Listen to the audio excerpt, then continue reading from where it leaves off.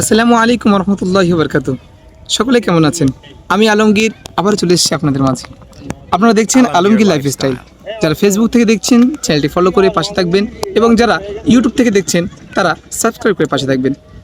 সত্যি বলতে আজকে একটা ভিন্ন রূপ আমি যে ক্যামেরা করছে তাকে দেখাতে বলবো। যে দেখেন ব্যাকগ্রাউন্ডটা কত সুন্দর, স্মুথ ব্যাকগ্রাউন্ড।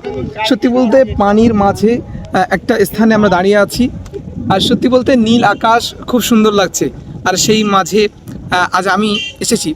আস্তে আস্তে একটা ছন্দ মনে পড়ছিল, সেটা আমি নোট করেছি, সেটা আপনাদের কাছে শোনাবো, আপনারা শুনবেন। সেই ছন্দটা এটাই ছিল: নীল আকাশে বিকেলবেলা ঘুরতে ভালো লাগে, নীল আকাশে বিকেলবেলা ঘুরতে ভালো লাগে, খোদার সৃষ্টি মেঘগুলো ওই যাচ্ছে ভেসে ভেসে। নীল আকাশে বিকেলবেলা ঘুরতে ভালো লাগে, খোদার সৃষ্টি মেঘগুলো ওই যাচ্ছে ভেসে ভেসে। নামাজের শেষে সবে মিলে দেখছি ঘুরে ঘুরে, নামাজের শেষে সবে মিলে দেখছি ঘুরে ঘুরে, তারই সৃষ্টির নেই তুলনা যতই করি মরে। সেই জন্য সত্যি বলতে খোদার সৃষ্টির আমরা যতই প্রশংসা করি না কেন, আমাদের মতো এই অধমরা শেষ করতে পারবে না। আল্লাহর সৃষ্টি অসীম, তিনি তো অসীম। কালকে বলছিলাম যে সকলকে নামাজের জন্য বলছিলাম, সকলে নামাজ পড়বেন এবং আমাকে সাপোর্ট করবেন। সত্যি বলতে নামাজ আল্লাহ একটা অন্যতম ইবাদত।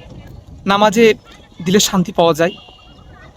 আমি আলমগীর, আমার জন্য আপনারা দোয়া করবেন যেন নামাজকে আঁকড়ে ধরে জীবন যাপন করতে পারি। এবং আমার সমস্ত ফ্যান ফলোয়ার যারা আপনারা ভিডিও দেখছেন, আমার ভিডিওটা, সকলের কাছে নিবেদন করব, সকলে নামাজকে কায়েম করবেন, নামাজ পড়বেন এবং আমার পাশে থাকবেন।